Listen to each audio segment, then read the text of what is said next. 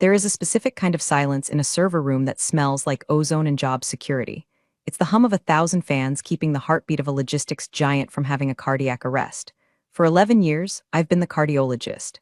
I'm not the receptionist, I'm not the IT girl, and I'm sure as hell not an employee. I'm Lauren. I'm the independent vendor who owns the keys to the kingdom, proprietary code that talks to the legacy systems, and the only person who knows why the 2014 archive is named Do Not Touch or We Die. But then came Chad. Chad Langston didn't walk into the office, he vibrated into it. He was a private equity parachute drop, a VP of operations with a resume that looked like it was written by ChatGPT on a cocaine bender. He had teeth that were too white, a suit that was too blue, and a handshake that felt like clutching a wet fish wrapped in sandpaper. He was the kind of guy who used words like synergy, pivot, and low-hanging fruit without a hint of irony, the type who thought cloud computing literally meant the internet lived in the sky. I knew we were doomed the moment he walked past my desk, which is situated in a quiet corner I negotiated for back in 2016, and tapped on my monitor with his class ring. "Hey Han," he said, "can we get the Wi-Fi in the conference room boosted? I'm trying to stream a TED talk on leadership." Han. My soul left my body, smoked a cigarette in the parking lot, and came back just to stare at him. I looked up from my reconfiguration of the SQL database, which, by the way, handles about $40 million in shipping manifests daily. "I don't handle the Wi-Fi signal, Chad," I said, keeping my voice level. "I manage the enterprise architecture. You'll want to put a ticket in with the help desk for connectivity issues." He laughed, a short, barking sound. Right, tech is tech. Just make it happen, okay? We're streamlining, we need agility." He walked away before I could explain that asking me to fix the Wi-Fi is like asking a brain surgeon to cut your hair because they both use sharp objects. This is usually the part where I tell you to grab a drink and buckle up, because what happened next is a masterclass in corporate suicide. And hey, while you're settling in, if you enjoy watching arrogant executives walk into rakes, maybe hit that subscribe button and drop a like. It keeps the caffeine flowing and the stories coming. Okay, back to the carnage. The thing about being a vendor for over a decade is that people forget you aren't staff. They see you every day. You have a badge. You drink the terrible breakroom coffee. You know whose wife is sleeping with the tennis instructor. But there is a massive legal difference. My contract isn't an employment agreement. It's a massive B2B service level agreement, SLA, with a termination clause that requires a 30-day notice, executive board consensus, and a payout that would make a CFO weep blood. Chad didn't read the contract. Chad probably didn't read the employee handbook. Chad was too busy trying to disrupt the department. 2 days after the Wi-Fi incident, I started getting the emails. They weren't requests, they were summons. All hands tech huddle 8 a.m. Strategy alignment mandatory. I ignored them. I'm a vendor. I bill by the hour for specific deliverables. Unless you're paying my meeting rate, which is triple my standard rate and requires me to wear pants that aren't jeans, I'm not coming to your circle jerk session to hear about your vision for a leaner future. Chad didn't like being ignored. He started stopping by my desk, hovering like a bad smell. "Lauren, noticed you weren't at the stand-up," he said, leaning against my cubicle wall, crossing his arms to show off his oversized watch. "I was migrating the backup servers so the investor report doesn't crash the system on Friday," I replied, not looking away from my screens. "It's in the weekly scope report I sent you. We need to be a team, Lauren. Silos are the enemy of progress. My contract specifies my scope of work, Chad. Team building exercises aren't in it." He narrowed his eyes. "We might need to review that attitude. Everyone is replaceable, Lauren. Technology is a commodity." I finally turned my chair to face him. I looked him dead in the eye. "My code isn't a commodity, Chad. It's the structural integrity of this building. You don't replace the foundation while you're standing on the roof." He smirked. That condescending, "I'm the boss and you're the help" smirk. "We'll see," he said. "I'm bringing in some new tools. Modern stuff. We're going to clean house." I watched him walk away, heading toward his corner office where he probably spent 3 hours a day updating his LinkedIn profile to visionary. He had no idea what he was looking at. He saw a middle-aged woman in a cardigan and sensible shoes and assumed I was a legacy hire, some dinosaur waiting for extinction. He didn't know that I was the meteor. The air in the office began to change. The older executives, the ones who knew where the bodies were buried and who built the cemetery, started looking nervous. The CIO, a man named Robert who looked like he'd survived 3 wars and a divorce, stopped by my desk later that afternoon. "He's asking for credentials," Robert whispered, clutching his mug like a lifeline. "He wants admin access to everything. The root directories, the archives." "Did you give it to him?" I asked. "I told him he needs to go through the proper channels. He's persistent. He says he wants to audit the inefficiencies." I laughed, a cold, dry sound. "Let him audit. He won't understand what he's reading anyway. He's dangerous, Lauren. He's got the board's ear for now. They think he's a turnaround artist. He's going to turn it around, all right," I muttered. "Right into a brick wall." I went home that night, to my quiet apartment in the suburbs, and I didn't sleep. I sat in my home office, surrounded by the glow of my own monitors, my sanctuary. I pulled up my contract. I read it again, savoring every legal term, every clause, every definition of breach. I wasn't paranoid, I was prepared. I knew guys like Chad. They were predictable. They needed a win, and they needed a villain. He was going to try to make me the villain of his success story. He was going to try to cut costs by cutting me. The next morning, the storm broke. It wasn't a shout or a scream. It was a notification. A single, glowing red notification on my Slack app. It was from Chad, and it was in all caps. Give me the shared drive password and clean out your desk. I stared at the screen. I didn't feel fear. I didn't feel anger. I felt the cold, hard click of a safety being switched off. Okay, Chad, I whispered to the empty room. Let's play. I didn't reach for the keyboard to type a retort. I didn't storm into his office. I did exactly what a professional, independent, contract-protected vendor does when a clueless middle manager tries to breach a legally binding agreement. I reached for the phone, and I called my lawyer. The message sat on my screen, pulsing like a radioactive sore. Give me the shared drive password and clean out your desk. He had CC'd the HR manager, a sweet but utterly ineffectual woman named Sarah, who probably thought a firewall was something you installed in a chimney. The sheer incompetence of it was breathtaking. It was like watching a toddler try to defuse a bomb with a plastic hammer. Chad thought he was firing an insubordinate employee. He thought he was asserting dominance. He thought that by noon, I'd be walking out with a cardboard box full of staplers and framed photos of my cat, crying into a tissue. What he didn't know is that my desk isn't where I work. My desk is just a docking station. My work is in the cloud, in the encrypted tunnels of the VPN, in the automated scripts that run at 3 a.m. while Chad is dreaming of his next bonus. I took a screenshot of the message. Then I took a screenshot of the timestamp. Then I took a screenshot of the CC list. I didn't reply. Rule number 1 of corporate warfare: never interrupt your enemy when he is making a mistake. And Chad was making a mistake the size of the Titanic. I opened my email client, not the company Outlook, but my private, encrypted business email. I attached the screenshots. I drafted a short, polite note to Marcus, my attorney. Marcus is a man who wears three-piece suits in July and regards breach of contract cases with the same enthusiasm a shark has for a leaking life raft. Subject: Material Breach of Service Agreement, Langston Logistics Body. See attached. The VP of Ops just attempted a summary termination via Slack. No 30-day notice. No board resolution. He is also demanding credentials that are contractually intellectual property of my firm until the handover period is complete.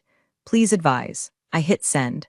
Then I sat back and took a sip of my lukewarm coffee. It tasted like battery acid and victory. Around me, the office buzzed with the usual morning chaos. Phones ringing, printers jamming, the low murmur of people complaining about the weather. I had no idea that the digital ground beneath their feet had just shifted.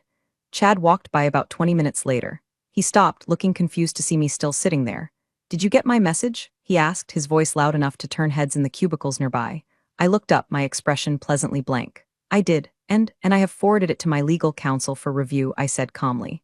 As I am a vendor, not an employee, any changes to our service agreement need to go through the proper legal channels. His face went a shade of red that clashed with his blue suit. I am the VP of Operations. I am the channel. I want those passwords, Lauren, now. Those passwords control the encrypted archive of the investor relations database, I said. My insurance policy prohibits me from handing over root access to unauthorized personnel. And currently, Chad, you are unauthorized, he spluttered. Actually spluttered. I'm your boss. You're my client's representative, I corrected. There's a difference. We'll see about that, he snarled and stormed off toward HR. I watched him go. Then quietly I minimized my active windows. I didn't shut anything down, that would be sabotage, and I'm a professional. But I did, a few non-essential maintenance scripts. Specifically, the script that clears the cache on the order processing dashboard every hour, and the script that suppresses the printer low toner alerts for the entire third floor. Petty? Maybe. Effective? Absolutely. Within an hour, the complaints started. Hey, is the system slow for anyone else? Someone yelled from the logistics pit. My dashboard is freezing. Why is the printer screaming at me? Another voice chimed in. I sat there, typing away at a documentation file, looking the picture of productivity. I wasn't fixing the issues. I wasn't even acknowledging them. Under the terms of my contract, I am required to maintain system uptime, yes. But desktop support and minor glitch resolution require a ticket, and nobody was putting in tickets because they were too busy panicking. Chad came storming out of HR about 45 minutes later. He looked furious. Sarah, the HR manager, looked like she wanted to crawl under her desk. She knew. She had probably pulled my file and realized that firing me was legally equivalent to firing the electric company. You can't just tell them to leave. You have to disconnect the service, pay the final bill, and hope the lights don't go out before you find a generator. You think you're smart, Chad hissed as he passed me. I'm expensive, Chad. There's a difference. He went into his office and slammed the door. The glass walls rattled. I checked my phone. A text from Marcus. Drafting the letter now. Do not hand over anything. Do not leave the premises unless security escorts you. If they touch your equipment, call the police. This is going to be fun. I smiled. Fun. The dashboard lag was getting worse. I could see the server load spiking on my secondary monitor. The cache was filling up, bogging down the queries. It wouldn't crash the system, not yet, but it was like driving a Ferrari with the parking brake on. Everything was sluggish. Sticky. Frustrating. I could have fixed it with 2 keystrokes. Enter. Run. Instead, I opened a new tab and started browsing ergonomic chairs for my home office. If I was going to be fired, I might as well be comfortable. The phone on my desk rang. It was Robert, the CIO. Lauren, he sounded breathless. Chad just called me. He's screaming about insubordination. He says he wants you gone by end of day. He can want a pony, Robert. Doesn't mean he's getting one. He's threatening to cut your network access from his end. I actually laughed out loud. From his end? Robert, does he even know where the server room key is? No, but he's calling external IT support. He's trying to bring in a strike team to lock you out. Let him try, I said, my voice dropping an octave. My access is hard-coded into the API keys for the automated warehousing bots. If he cuts my user profile without migrating the keys first, robots stop moving. The warehouse freezes. There was a long silence on the other end. I didn't know that, Robert whispered. That's because you pay me to know it, Robert. Tell Chad good luck with his strike team. I'll be here. I hung up. The office lights flickered, just a coincidence, a power grid blip, but the timing was perfect. It felt like the building itself was growling. Chad wanted a war. He was bringing a knife to a drone fight, and I had the remote control. At 1:00 p.m. exactly, the email landed. Marcus doesn't do ish. When Marcus says early afternoon, he means 13:00:00. I was CC'd, of course, so was Chad. So was Robert, the CIO. And crucially, so was the company's general counsel, a man named Henderson, who I had only spoken to twice in 11 years, both times to sign my renewal. The subject line was simple: notice of breach and cease and desist unauthorized termination of vendor services. I opened it just to admire the formatting. It was a thing of beauty. Bold text where it needed to be. Citations of the Illinois Civil Code. References to specific paragraphs in my contract that I knew by heart, but which Chad had clearly treated like terms of service for a candy-crushing app. Dear Mr. Langston, it began, we are in receipt of your unauthorized demand for immediate termination and surrender of intellectual property. It went on to explain, in polite but devastating legalese, that 1. I was not an at-will employee. 2. Terminating the master service agreement required a board vote and 30 days written notice for cause, or 90 days for convenience. 3. Demanding administrative passwords to proprietary architecture without a verified transition plan constituted a security risk and a potential breach of the company's own investor compliance protocols. 4. If Chad touched my desk, my laptop, or my person, we would sue him personally for tortious interference. It was a legal sledgehammer wrapped in velvet. I sat back and watched the glass office. I saw Chad's notification ping. I saw him stop pacing. I saw him lean in toward his monitor. I expected him to pale. I expected him to pick up the phone and call legal. Instead, he laughed. I saw his head throw back. He typed something rapidly, hit enter with a flourish, and spun his chair around. A moment later, the reply hit my inbox. From Chad Langston to Marcus Vane-esque, Lauren CC, Henderson, Robert subject, notice of breach, this is cute. A lawyer letter for a temper tantrum. Lauren is a contractor. Contractors get cut when they don't perform. I'm the VP of Ops and I say she's out. She has until 5 p.m. to vacate or security will remove her. We have a new team starting Monday. Keep the legal threats for someone who cares. I stared at the screen. My mouth actually fell open. It wasn't just arrogance, it was a fundamental disconnection from reality. He had just put in writing that he was ignoring general counsel and a binding contract because he said so. My phone buzzed. It was Marcus. Did he really just reply, this is cute, to a formal breach notice? I typed back, he thinks he's in a movie, Marcus. He thinks he's the Wolf of Wall Street. He's going to be the Wolf of Unemployment, Marcus replied. I'm calling Henderson directly. Sit tight. Robert, the CIO, walked out of his office. It looked like he had aged 10 years since the morning. He walked straight to Chad's office, bypassing the assistant. I couldn't hear what they were saying, but I could see the body language. Robert was pleading, gesturing with his hands, pointing at the ceiling, the metaphorical board, presumably. Chad was dismissive, waving his hand, pointing at his chest. Robert came out 2 minutes later, shaking his head. He walked over to my desk. He won't listen, Robert said. His voice low. He thinks you're bluffing. He thinks the contract is just guidelines. He's going to crash the compliance server, Robert, I said softly. The end-of-month audit scripts run automatically tonight. If he locks me out or if his new team tries to patch the server without the encryption keys I hold, the data corrupts. I told him, Robert said, rubbing his temples. I told him we need you for the audit. He said, I'll have my nephew look at it. He knows Python. His nephew, I repeated. Robert, tell me you're joking. Please tell me you're joking. He said he's a coding wizard. He's 19. I looked at my screens. The blue light reflected in my glasses. I saw 11 years of architecture, layers of security, redundancy, and optimization that I had built brick by digital brick, and Chad was going to hand it to a teenager because he didn't like my tone. Okay, I said. Well, Robert, I'm legally obligated to stay at my post until the contract is validly terminated or I am physically removed. So I'm going to sit here and document everything. I'm sorry, Lauren, Robert said. I'm calling the chairman of the board, but he's in the Maldives. It might take a day to reach him. We might not have a day, I said. Just then, the first real crack appeared. A junior analyst from finance popped his head over my cubicle wall. Hey, Lauren, the shared drive is asking for a credentials verification token. I can't save the quarterly projections. I looked at Chad's office. He was on the phone, laughing, feet up on the desk. I can't help you, Kevin, I said loudly enough for the room to hear. I've been ordered to stand down from all administrative tasks. But I can't save the file, Kevin said, panic creeping into his voice. If I close the window, I lose 4 hours of work. Take it up with Chad, I said, pointing a pen at the glass office. He's the new IT director, apparently. Kevin looked at Chad, then at me, then back at his screen.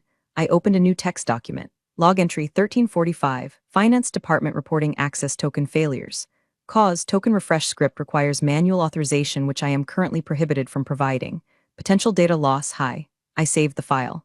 I named it the Chad Chronicles Vol 1, TXT. The air conditioner kicked on, a low rumble that sounded like a beast waking up in the basement. The temperature in the server room was rising. Not literally, the cooling was automated, but metaphorically the heat was on, and Chad was sitting in the sauna, wearing a wool suit, thinking it was a spa day. At 3:30 p.m., the new team arrived. It wasn't a team. It was 2 guys in hoodies who looked like they had just rolled out of a dorm room. The third guy in a polo shirt that said Geek Squad on it, though he had clearly tried to cover the logo with a piece of duct tape. Chad came out of his office to greet them like they were the Navy SEALs. Gentlemen, welcome to the front lines. He walked them past my desk without looking at me. This is the server access point, he said, gesturing to the main terminal, my terminal's access point. We need to migrate the user database to this new cloud platform I bought. It's called Nebula Stream, much cheaper than the custom rig we have now. I froze. Nebula Stream? That was a freemium storage locker for indie game developers, not an enterprise-grade solution for a logistics firm handling medical supplies and hazardous materials tracking. Chad, I said. I didn't shout. I spoke with the calm authority of an air traffic controller telling a pilot he's about to land on a highway. You cannot migrate the database to a non-compliant server. It violates HIPAA and the DOT regulations. Ignore the noise, guys, Chad said, waving a hand at me. She's just upset she's being phased out. Just plug in and run the wizard. Run the wizard. I watched in horror as one of the hoodie guys, let's call him Hoodie A, plugged a USB drive into the console. Whoa, this system is ancient, Hoodie said. It's running a custom Linux kernel? Yeah, get rid of that, Chad said. We want Windows, make it user-friendly. I reached for my phone. I texted Robert. They are reimaging the production server. Stop them. Then I started typing. Fast. I wasn't hacking them. I wasn't fighting back. I was downloading the logs. I was capturing the exact moment the command was entered. I needed proof that I didn't do this. That when the system inevitably vomited its own guts out, it was because Chad ordered a lobotomy. Okay, initializing migration, Hoodie B said. Says there's a conflict with the archive do not touch directory. Override it, Chad said. We need a clean slate. Chad, I stood up. That directory contains the hash keys for the encrypted backups. If you override it, you lose the history. You lose the chain of custody. Security, can we get an escort? Chad yelled, looking toward the elevator. The security guard, an old guy named Earl who I've shared Christmas cookies with for 5 years, walked over slowly. He looked at me. Chad, you want me to remove Lauren? Earl asked, confused. She's disrupting critical operations, Chad declared. Earl looked at me. Miss Lauren, it's okay, Earl, I said, sitting back down. I'm just documenting. I won't say another word. Override confirmed, Hoodie said. The screen flickered. It started subtly. The big monitors on the wall in the logistics pit, the ones that show the real-time location of every truck in the fleet, blinked. Green dots turned yellow. Then they froze. Hey, the GPS is lagging, a dispatcher shouted. Then the dashboard turned gray. A spinning wheel of death appeared in the center. I can't see the trucks, another dispatcher yelled. I have a driver in a blizzard in North Dakota asking for routing and I can't see him. Chad frowned. It's just the migration buffering. It'll come back. It didn't come back. Next, the phones. Our VoIP system is tied to the server bandwidth. If the server gets clogged with a massive, an optimized migration of terabytes of data, the voice packets get dropped. The ringing stopped. The room went eerily silent, followed immediately by the sound of 40 people saying hello. Hello, are you there? At the same time, what did you do? Robert came running out of his office, his tie askew. We're upgrading, Chad shouted over the confusion. You have to break a few eggs to make an omelet. You didn't break eggs, you broke the phone lines. Robert screamed. I sat there. I watched my private console. The error logs were scrolling by so fast they were a blur of red text. Error, database lock, error, API timeout, error, integrity check failed. And then the piece de resistance, the billing system. The automated invoicing script tried to run at 4 p.m. It tried to pull data from the database that Hoodia was currently overriding. It couldn't find the data. So, following its protocol for missing data, it defaulted to null values. Somewhere in the cloud, hundreds of invoices were being generated for $0 and 0 cents and emailed to our biggest clients. I saw the outgoing mail queue spike. 500 emails sent. 1,000 emails sent. Chad, I said, breaking my silence. You just sent free invoices to Amazon, Walmart, and the Doody. Chad spun around. What? The billing script. It ran on an empty table. We just told our clients they owe us nothing for the last month of shipping. His face went from red to white in the span of a heartbeat. Stop it. Cancel it. I can't, I said, holding up my hands. I'm unauthorized. Remember, fix it? He screamed, spit flying. Fix it now. I need a signed work order, I said coolly. And a reinstatement of my contract and an apology. I'll fire you. I'll sue you. You already fired me, Chad. My lawyer is going to have a field day with the fact that you overrode a safety protocol I warned you about in front of witnesses. I looked at Hoodia. You might want to unplug that USB drive before you corrupt the boot sector. Hoodia looked terrified. He yanked the drive out. The screens went black, all of them. The office plunged into darkness as the smart lighting system, also tied to the server, reset itself. In the gloom, only light came from the emergency exit signs and the glow of my laptop, which was running on its own battery, disconnected from the network, safe and sound. Oops, I whispered. Darkness is a powerful motivator. When the lights went out, the screaming started. Not fear screaming, but frustration screaming. Sales reps who lost calls, dispatchers who lost trucks, and one guy who I think just took the opportunity to yell hell no. Into the void without consequences. Emergency lights kicked on a buzz, casting the office in a sickly green hue. It's a reboot, Chad yelled, his voice cracking. Just a hard reboot. Everyone calmed down. He was sweating. I could see the sheen of it on his forehead even in the dim light. He turned to the Geek Squad refugees. Get the power back on. Now. We didn't touch the power, Hoodia B whimpered. The lighting controller must have timed out when the server dropped. Well, override it. We don't know the password. I knew the password. It was Let There Be Light 01. I had said it myself 3 years ago. I sat in the glow of my laptop, playing solitaire. Lauren, Chad growled, looming over my desk. Give them the lighting code. Is that a formal request for vendor services? I asked, not looking up from a black queen I was moving to a red king. Just give me the damn code. Not without a contract, Chad. Liability. If I give you the code and the building burns down, it's on me. If you do it, it's on you. He snarled and pulled out his phone. The flashlight beam danced across my face. You are enjoying this. I am merely abiding by the strict parameters you set, Chad. You wanted me out. I'm out. Physically present, digitally absent. Just then his phone rang. He looked at the screen and went pale. It was the 4:30 p.m. reminder. Meeting, pre-audit investor demo. The investors, the people who controlled the money. We're expecting a demonstration of the new real-time tracking dashboard, the very dashboard that was currently a spinning wheel of death on the wall. Oh God, Chad whispered. The Zoom call. He looked at the dark screens. We can do it on my iPad. We'll use cellular data. He scrambled into his glass office. I watched him set up his iPad on a stack of books. He smoothed his hair. He put on his business face, a terrifying rictus of confidence. He connected. Could hear his voice through the glass. Gentlemen, ladies, apologies for the lighting. We're doing a sustainability drill, saving energy, green initiatives, right? He laughed. No one on the other end laughed, so a booming voice came from the iPad speaker. Show us the throughput metrics. We're hearing rumors of a billing glitch. News travels fast. The automated invoice emails must have hit the investors' inboxes too. A minor display error, Chad lied. We're patching it now, but look at the projections. He turned the iPad to face his laptop screen. But his laptop was connected to the company Wi-Fi, which was down because the authentication server was down. His laptop showed the jagged dinosaur of the No Internet Chrome page. Ah, Chad said, technical difficulties. The storm? In Ohio, we are in Chicago, Chad, the voice said, and it is sunny, right? Well, the cloud, it's dense today. I couldn't help it. I snorted. The cloud is dense. Chad, the voice said, colder now. Where is the archive? We need to see the compliance logs for the DOT audit. If we don't have those by 5 p.m., we are non-compliant. We have them. Chad said they are. Moving, we are migrating them to Nebula Stream. Nebula Stream, another voice piped up. The gaming server, why are our compliance logs on a gaming server? It's agile, Chad squeaked. Get Lauren on the line, the first voice commanded. She knows the architecture. Put her on, Chad froze. He looked out the glass wall at me. I smiled and gave him a little wave. She's unavailable, Chad said. She's dealing with a personal matter. I'm right here, I yelled, my voice carries, and in the quiet, dark office it cut through the glass like a laser. Was that Lauren? The investor asked. No, Chad shouted, that was. The cleaning lady. The cleaning lady knows the system status. She's a very smart lady. I stood up. I walked to the glass door of his office. I didn't open it. I just pressed my phone against the glass. On my screen was a large text display I had just typed out. System down. Unverified migration attempted by unauthorized staff. Data integrity compromised. Chad saw it. He tried to block the iPad's camera with his body, but he fumbled. The iPad tipped over, camera facing the glass. The investors saw me, they saw the sign, they saw the dark office. They saw the Geek Squad guys holding a smoking USB drive.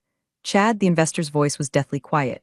Terminate the call. Do not touch anything else. We are contacting the board. The iPad screen went black. Chad stood there in the dark. He looked like a man who had just realized he was standing in the middle of a minefield and he had just stepped off the pressure plate. I tapped on the glass. Hey, Chad, I said, my voice muffled but audible. I think your sustainability drill is over. The office was dead silent for about 10 seconds after the call ended. Then the whispers started. It's amazing how fast information travels in a corporate environment. Faster than fiber optics. By the time I walked back to my desk, the warehouse manager in Gary, Indiana, probably knew that Chad had wet the bed in front of the money men. Robert, the CIO, came out of his office. He wasn't panicking anymore. He had reached that state of Zen calm that comes when you know you aren't the one who is going to get fired. They called me, Robert said, leaning on my cubicle wall. The chairman called me from a sat phone on a boat. How's the weather in the Maldives? I asked. He didn't say. He asked why the lead investor just texted him saying the company is being run by a toddler with a screwdriver. Accurate, I noted. He asked about you, Lauren. He asked if you had been terminated. And what did you say? I told him the truth. I told him Chad tried to terminate the vendor contract without board approval, locked you out of admin, and then tried to overwrite the SQL database with a USB stick he found in a parking lot. I chuckled. You added the parking lot part? Creative license. It captures the essence. What did the chairman say? He said, read me the termination clause. I leaned back in my ergonomic chair. I was still shopping for a new one, just in case. Clause 14, Section B. 30 days notice. Written cause, board consensus. Exactly, Robert said. He realized that if we fired you today, effectively immediately without cause, we owe you the full contract value for the remainder of the year, plus the penalty fee, plus. If the system is down due to our negligence, we are liable for your reputational damages. I do love my lawyer, I mused. Marcus writes contracts like he's designing bear traps. Chad is in there calling headhunters, Robert whispered, tilting his head toward the glass office. I can see him on LinkedIn. He thinks he can jump ship before it sinks, I said. But he punched the hole in the hull. The lights suddenly flickered back on. Hey, we did it, one of the Geek Squad guys yelled. You didn't do anything, I said to the air. The automated failsafe finally kicked in. It rebooted the lighting controller to default settings after 60 minutes of inactivity.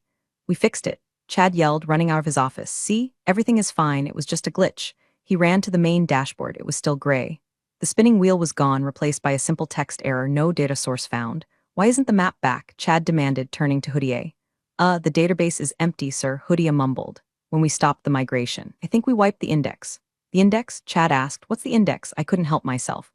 The index is the map, Chad. You have the books, but you burned the library card catalog. The data is there, scattered in a million pieces, but the system doesn't know where to look for it. Chad stared at the screen. Can we rebuild it? Sure, I said. It takes about 3 weeks to reindex a database of this size. Assuming you have the encryption keys, which you have, Chad said. Pointing at me, which I have, I agreed, and which I am contractually obligated to keep secure until my replacement is fully vetted and onboarded.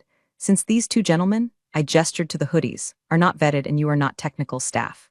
I can't give them to you. I am ordering you, and the board is watching you, I said, pointing to his office phone. The light was blinking. A priority line. That's the chairman, Robert said helpfully. Chad looked at the phone like it was a cobra. You should probably get that, I said. He hates waiting. Chad walked slowly back into his office. He picked up the phone. He didn't sit down. He stood at attention. We couldn't hear the chairman, but we could hear Chad. Yes, sir. No, sir. It was a strategic. No, sir. I didn't know the contract. Yes, she's still here. No, I didn't touch her computer. Yes, sir. Understood. He hung up. He looked like he had been physically beaten. Walked out. He looked at me. He wants to talk to you, Chad said. His voice was hollow. Transfer it to my desk, I said. I picked up my phone. This is Lauren. Lauren, the chairman's voice was crisp, cutting through the static of the satellite connection. Robert tells me we have a situation. You have a situation, sir. I have a breach of contract claim. Let's not get litigious yet. Can you fix it? I can restore the index from the localized backup on my secure drive. It will take about 4 hours. Do it. I can't, sir. I've been terminated. If I touch the system now, I'm working without a contract. I'm a liability. There was a pause, a long, expensive pause. What do you want, Lauren? I want the termination notice rescinded in writing. I want an apology from Mr. Langston, and I want my rate renegotiated to reflect the increased complexity of the working environment. Done, the chairman said instantly. Fix the ship. We'll deal with the captain later. I'll wait for the email confirmation, sir. I hung up. Chad was staring at me. You held the company hostage. No, Chad, I said, opening my terminal. I just demanded payment for the ransom you created. It took me 3 hours, not 4, to restore the index. I'm good at what I do. By 8 p.m., the dashboards were live. The trucks reappeared on the map. Billing system stopped sending $0 and 0 cents invoices, though we'd have to issue corrections for the ones already sent, which was going to be a PR nightmare. I was the only one left in the office besides Robert, the security guard Earl, and Chad. Chad had spent the last 3 hours shredding documents. I could hear the machine whining from his office. It sounded like a frantic beaver chewing through a dam. When the green lights finally stabilized on the server rack, I packed up my bag. Leaving, Chad stood in the doorway of his office. He had loosened his tie. He looked disheveled. "Job's done," I said. "System is stable. I'll be back at 9 a.m. per the chairman's request." "You think you won," he said. "It wasn't a question." "I think the company survived," I replied. "That's usually the goal. You undermine me. You set me up to fail." "Chad," I sighed, "I gave you the map to the minefield. You used it to wipe your ass. That's not a setup. That's natural selection." He didn't reply. He just watched me walk out. The next morning, the atmosphere was toxic. Chad had called an emergency all-hands meeting at 9:30 a.m. in the main atrium. "This is it," Robert whispered to me as we gathered with coffee cups. "He's going to try to spin it." Chad stood on the mezzanine balcony, looking down at the 100 or so employees gathered below. He had regained some of his composure. He had a fresh suit on. "Team." He projected his voice. "Yesterday, we experienced a significant outage. I want to be transparent with you." I raised an eyebrow. "Transparent?" "We attempted a necessary upgrade to our legacy systems," Chad continued. "Unfortunately, we encountered resistance from certain legacy vendors who were unable or unwilling to support the new vision." He looked directly at me. The crowd turned to look at me. "The failure of the system was a result of outdated architecture that couldn't handle the speed of modern business," Chad lied. "We had to roll back the changes to maintain operations, but let me be clear, this only proves that we need to accelerate our transition away from expensive, obstructionist contractors." A murmur went through the crowd. He was blaming me. He was blaming the person who stayed late to fix his mess. I felt the rage bubble up. Not the hot, screaming rage, but the cold, liquid nitrogen rage. I opened my mouth to speak, to cite the logs, to dismantle him, but I didn't have to. From the back of the room, a voice boomed out. It was Helen, the senior director of finance. Helen is 60 years old, wears pearls every day, and is scarier than any biker I've ever met. "Excuse me, Mr. Langston?" Chad paused. "Yes, Helen. Are you referring to the outdated architecture that successfully processed $2 billion in logistics last year without a single downtime event until you arrived?" The room went silent. "We are moving forward, Helen," Chad said dismissively. "We can't look back." And regarding the obstructionist contractor, Helen continued, stepping forward. "Is that the same contractor who flagged the billing error you authorized? Because according to my team, if Lauren hadn't stopped that script, it would have legally waived our rights to payment on 40,000 shipments. That's a roughly $12 million mistake." The gasp from the crowd was audible. "12 million? We caught that in time," Chad stammered. "Lauren caught it," Helen said, her voice sharp as attack, "while you were trying to have security remove her." "This is not the forum for this discussion," Chad shouted, his face reddening. "Then where is the forum?" Another voice. It was Kevin from the warehouse team. "'Cause I was on the phone with a driver who was stuck in a snowbank for 2 hours because his GPS went dark. He could have frozen to death. Was that part of the new vision?" "Enough," Chad yelled. "Everyone back to work, now." He turned and stormed off the balcony, but nobody moved. They were all looking at me.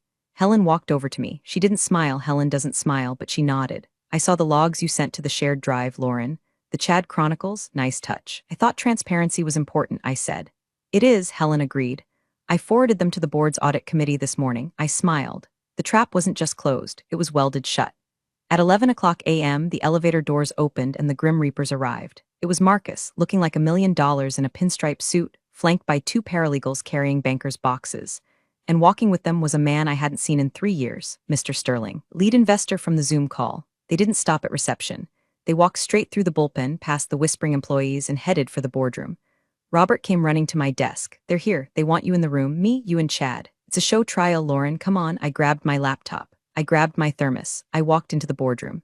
Chad was already there. He was sitting at the far end of the long mahogany table. He looked small. The bravado from the balcony was gone. Mr. Sterling sat at the head of the table. Marcus sat on his right. "Sit down," Sterling said. I sat. Chad sat. "Mr. Langston," Sterling began, his voice devoid of emotion, "we have received a report from the finance director. We have received a technical audit from the CIO. And this morning, we received a formal notice of material breach from Miss Lauren's counsel." He slid a thick document across the table. It landed with a heavy thud in front of Chad. "You attempted to terminate a critical infrastructure vendor without cause," Marcus spoke up, his voice smooth and dangerous. "In doing so, you triggered the exclusivity clause. You also attempted to bypass security protocols, which is a violation of the NDA my client signed. You exposed her to liability." "I was managing the department," Chad argued, but his voice was weak. "I have the right to choose my team." "You have the right to manage employees," Sterling corrected. "You do not have the right to vandalize the company's assets. And let's be clear, this architecture is an asset." Sterling opened a folder. "We have reviewed the logs. The command to overwrite the database came from your login, Chad, after you were warned." It was the consultants, the Geek Squad guys. You authorized them, I said quietly. I have the recording of you telling security to remove me so they could run the wizard. Chad glared at me with pure hatred. This is personal, isn't it?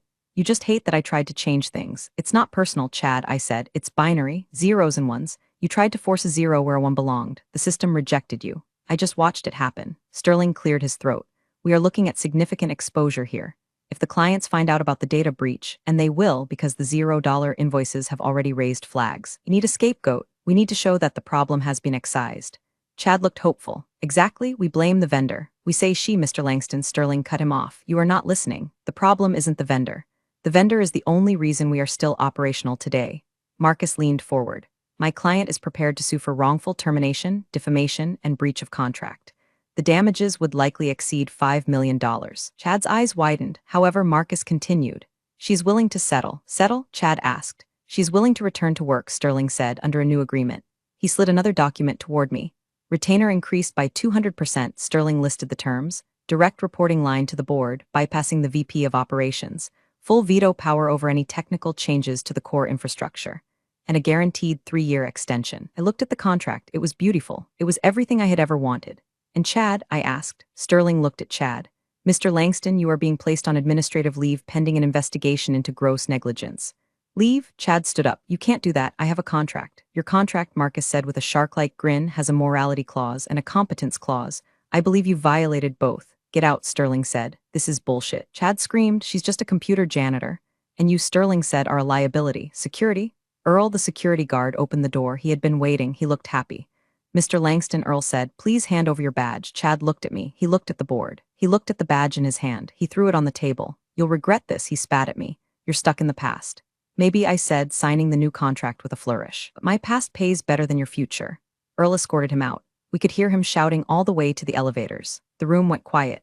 Thank you, Lauren, Sterling said. Please keep the lights on. Always, I said. The office is different now.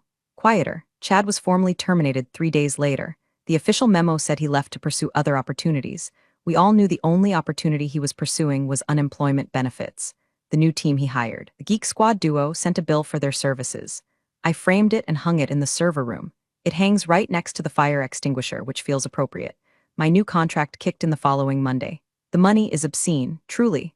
I'm making more as a consultant now than the CFO makes in salary. And the best part? I answer to no one in this building. When the new VP of operations arrives, nervous guy named Peter who treats me like an unexploded bomb, he asks for permission before he even enters my aisle. Lauren, he'll say, hovering 10 feet away. Is it a good time? It's always a good time, Peter, I'll say, as long as you don't touch the thermostat. But it's not just about the money or the power. It's about the vindication. I walked past Chad's old office yesterday. It's being converted into a wellness room or some nonsense. The glass is still there, but the arrogance is gone. I thought about him out there in the world, updating his LinkedIn, spinning his story about how he was too visionary for a legacy logistics firm. He'll land somewhere else. Guys like Chad always do. He'll find another company with stable infrastructure and a vendor he thinks he can bully. He'll try again.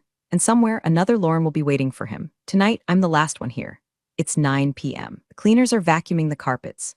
The servers are humming that steady, electric tune I love so much. I pull up the dashboard, green lights all across the board. The trucks are moving, the money is flowing, the machine is alive. I open my drawer and pull out a small bottle of expensive bourbon, a gift from the chairman. I pour a splash into my coffee mug. I pull up YouTube on my third monitor. I search for Danny DeVito eating an egg. Don't judge me, it's soothing. There's something purely chaotic yet comforting about it. I take a sip. It burns, then settles warm in my chest. I check my email one last time, a notification from LinkedIn.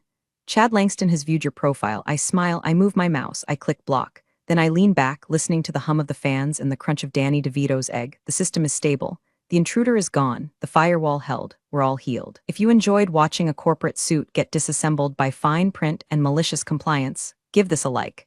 And remember, be nice to your IT vendor. We know your browser history. Competence speaks louder than titles. Lauren quietly let her meticulously crafted contracts do the talking. You can't fake expertise, especially when the whole infrastructure depends on it. Real authority is earned, not demanded. Appreciate you all for sticking through this one. See you in the next story.